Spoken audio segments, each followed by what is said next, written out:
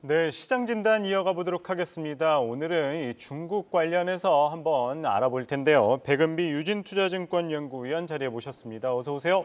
네, 안녕하세요. 네.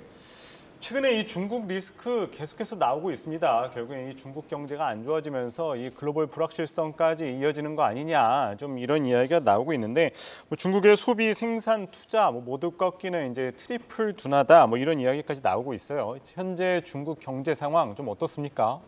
네, 확실히 기저효과가 좀 약해지면서 중국 경기 둔화가 좀 지속이 되고 있는 상황이고요. 예. 또 중국 당국에서 경기 부양에 과거만큼 적극적으로 좀 나서주고 있지 않다는 점도 시장에는 좀 부담으로 작용을 하고 있는 것 같습니다. 네, 중국의 실물 경기 지표가 확실히 둔화하고 있는 것은 맞지만 세부 지표들을 살펴보면 분명히 구조적으로 좀 개선되는 흐름도 확인할 수가 있는데요. 예. 일단 예컨대 이제 7월에 발표된 중국 CPI 같은 경우는 이제 마이너스 0.3%로 하락하긴 했지만 에너지 가격이나 식품 가격을 제외한 근원물가 같은 경우는 0.8%로 6월에 0.4% 대비해서 좀 큰 폭으로 개선이 되었습니다. 또 오늘 오전에 발표된 제조업 PMI 같은 경우도 이제 경기 위축 국면에서 머물긴 했지만 세부 지표인 이제 생산이나 신규 주문 같은 경우는 경기 확장 국면에 진입을 하면서 좀 개선되는 모습을 보여주고 있다는 점 긍정적으로 보고 있습니다. 그리고 예. 이제 7월 들어서 중국 정부가 이제 여러 가지 내수 진작 정책들을 내고 있기도 하고 이제 8월에 이제 자본시장 활성화 정책이라든지 부동산 규제 완화 이런 것들을 하고 있기 때문에 예. 중국의 수요 부진이 더 나빠지진 않을 거라고 좀 생각을 하고 있습니다. 예. 그렇게 되면은 이제 한국의 대중국 수출도 바닥을 점차 통과할 가능성이 있다고 보고 있고 실제로 이제 한국의 대중 무역 적자 자체도 1월부터 계속 축소되고 있는 상황 좀 긍정적으로 보고 있습니다. 예, 뭐 중국 당국도 내수 촉진 정책을 펼치고 있는 만큼 또 우리나라에 이런 전이 될 가능성은 조금 더 지켜볼 필요가 있을 것 같습니다. 역시나 또 중국 이야기할 때 이 미국과의 갈등을 또 빼놓을 수가 없죠. 이 미국 상무부가 이 중국 기업 27개 이 미국 수출 통제 명단에서 제외를 했습니다. 뭐 최근에 이제 미국 상무장관의 방중 일정도 마무리가 됐는데 결국에 이 미중 간의 갈등 좀 어떻게 바라보면 좋을까요? 사실 미국이랑 중국의 갈등은 패권 싸움이기 때문에 그렇죠. 이번 일을 계기로 사실 갈등이 완화된다라고 좀 말씀드리기엔 어려울 것 같고요. 예. 그래도 당분간은 이제 경기 침체 우려가 있기 때문에 경쟁보다는 협력에 좀 더 방점을 두지 않을까라고 생각을 하고 있습니다. 예. 아무래도 이제 중국 경기가 둔화되고 있는 것은 사실이기 때문에 이런 여파들이 이제 전 세계로 확산될 가능성이 있기 때문인데요. 실제로 이제 7월에 중국 수입 같은 경우는 마이너스 12.4%로 전년 동기 대비 좀 감소를 했습니다. 예. 사실 10개월 연속으로 지금 역성장을 하고 있는데 그렇다는 말은 이제 상대 무역 국가의 수출이 줄어들고 있다는 뜻이고 이거는 또 경기 둔화의 요인으로 작용을 하기 때문에 그런 부분들을 부담으로 느껴서 이제 미국 자체에서도 현재 경제적인 이득을 위해서라도 이제 경쟁보다는 협력이 좀 필요한 상황이다라고 좀 판단을 하고 있는 것 같습니다. 또 이제 중국 내 수요 부진이 계속되고 있기 때문에 이런 예. 디플레가 이제 전 세계로 또 수출이 되게 되면 미국 같은 경우는 이제 인플레를 좀 통제할 수 있는데 도움이 될 수가 있고요. 또 공산품 가격이 하락하게 되면은 이제 제조업 수요가 늘어날 수 있고 또 이제 생필품 가격이 하락하면 그에 지불하는 돈들이 다른 소비재로 또 옮겨갈 수 있기 때문에 그런 효과들을 고려하면 이제 연준의 긴축 부담도 상당 부분 완화될 수 있다고 보고 있습니다. 예. 뭐 가장 앞에서 말씀 주셨듯이 이제 중국 당국이 내수 촉진 정책을 벌이고 이 경기 부양 강도가 강화되었다는 점도 긍정적이라고 이야기를 주셨었어요. 뭐 최근에 이 경기 부양을 위해서 또 중국의 은행들이 모기지 금리 인하를 준비 중이다 이런 또 뉴스도 나오고 있는 상황인데요. 하지만 뭐 아직 강력한 경기 부양책은 나오지 않고 있다. 뭐 이런 지적도 나오고 있습니다.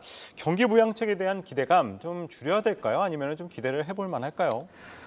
과거만큼은 아니겠지만 그래도 중국이 손 놓고 있을지는 않을 거라고 생각을 하고 예. 있고요. 아무래도 중국이 그동안 이제 부동산 투자, 인프라 투자, 그리고 고용 창출 이런 방법으로 경기 부양을 해왔었는데 사실 대표적인 사례가 이제 2008년 금융위기 그렇죠. 당시에 4조 위안 부양책이 있습니다. 예. 근데 그 당시에 이 부양책을 씀으로써 경기가 확실히 빠르게 회복한 것은 맞는데 그 이후에 사실 뭐 지방 정부의 숨겨진 부채 리스크라든지 부동산 가격이 대도시 중심으로 이제 투기로 인해서 급등을 한다든지 예. 빈부격차가 확대가 된다든지 뭐 이런저런 문제들이 이렇게 빠르게 한국에 좀 해결할 수 없는 문제들이 발생을 했기 때문에 예. 중국 당국에서도 이런 부분들을 굉장히 경계하고 있다라고 좀 봐주시면 될 것 같고요. 예. 그리고 이 과정에서 중국의 경제 의존도가 부동산에 상당 부분 치중이 되어 있다 보니까 이거를 이제 줄여나가는 과정에서 이제 중국 정부가 예. 선택적인 부양책을 좀 쓰고 있다라고 봐주시면 될 것 같습니다. 예. 그래서 중국은 이제 과도하게 부동산에 의존하는 경제 시스템을 좀 버리고 이제 선진국과 같이 이제 소비 주도의 경제 성장을 이제 전환을 하려고 하고 있고요. 예. 또 노동 집약적 산업에서 이제 첨단 기술 산업으로의 예. 전환 그런 것들을 추진을 하고 있는 상황입니다. 그렇기 때문에 과거와 같은 대규모 경기 부양책이 나올 가능성은 좀 낮고 예. 본인들이 부양을 하고 싶은 산업에 좀 선택하고 집중하는 그런 선택적인 부양책을 적극적으로 활용할 가능성이 높습니다. 예, 뭐 이제 중국도 이제 소비 주도의 경제 성장 또 첨단 산업으로의 또 변화가 가면서 한번 더 이렇게 기대해 볼 필요가 있을 것 같은데요. 우리나라 입장에서 봤었을 땐 최근 이제 중국 이슈를 살펴보면은 또 중국 단체 관광이 허용이 되면서 또 관련주들도 상당히 움직임이 컸었잖아요. 그런 가운데 또 일본 오염수 방류로 인해서 중국에서 반일 정서가 또 고조가 되면서 또 일본 관광 열기는 또 급격히 얼어붙은 상황입니다. 이에 따라서 또 우리나라는 또 수혜를 받을 수 있을지도 궁금한데 국내에서도 관련주들 어떤 반사 이익이 기대가 될까요?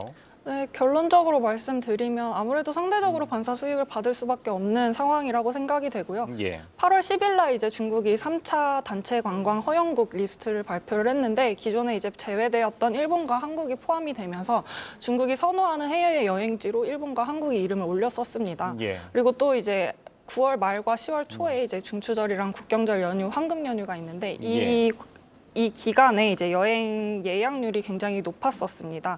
근데 이 오염수 방류 이슈 이후로 이제 일본 예약을 하는 그 검색 양이 예.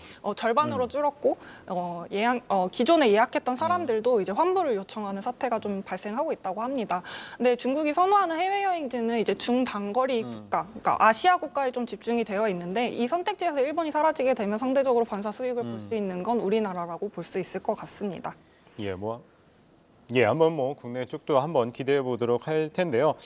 뭐 역시나 이제 제일 궁금한 거 이 중국 관광 단체 허용에 따라서 또 국내 관련주들 또 어떻게 움직이는지 궁금할 것 같아요. 어떤 업종에 또 관심을 가져보면 좋을까요? 네, 일단 계속 제가 중국의 소비 증가율이 사실 계속해서 둔화하고 있다고 말씀을 드렸는데, 예. 근데 사실 7월과 8월 이제 정부가 이제 내수 진작 정책들을 발표를 했고 이번 달에 이제 중국 은행에서도 예금 금리 인하를 좀 준비를 하고 있기 때문에 중국이 모아두었던 초과 저축이 좀 방출될 수 있는 환경이 마련이 되었다고 생각이 되고 있습니다. 예. 근데 이제 정책이 이제 나타나는 시차, 효과 이런 것들을 고려를 하면 이제 4분기부터 이 정책 효과가 나타날 가능성이 높다라고 보고 있고 또 최근에 이제 중국 소비자 설문조사에 따르면 이제 소비 지출을 가장 많이 늘리고 싶은 분야가 여행이라고 합니다. 그렇게 되면 아까 이제 일본의 반사 이익도 그렇고 이제 한국을 방문하는 중국 관광객들이 늘어나게 되면은 이제 중국 관련 소비주들 좀 주목할 필요가 있다고 생각되고요. 예. 또 한국을 방문하는 중국 관광객 같은 경우는 관광보다는 소비에 조금 더 치중하는 경향이 있다고 합니다. 예. 그래서 이제 특히나 이제 화장품이나 향수, 의류 이런 부분들의 소비를 굉장히 많이 하고 있기 때문에 분명히 중국 관련 소비주에 관심이 좀 유효하다고 판단하고 있습니다. 예, 뭐 또 중국인들이 많이 들어와서 또 쇼핑을 선호하는 만큼 이러한 또 쇼핑 품목, 화장품 이런 거를 또 관심 가질 필요가 있고 중국 관련 소비주 관심 유효하다 의견을 주셨습니다. 오늘은 이 중국 이슈에 대해서 살펴봤습니다. 이 백은비 유진투자증권연구원 말씀 들어봤습니다. 고맙습니다. 감사합니다.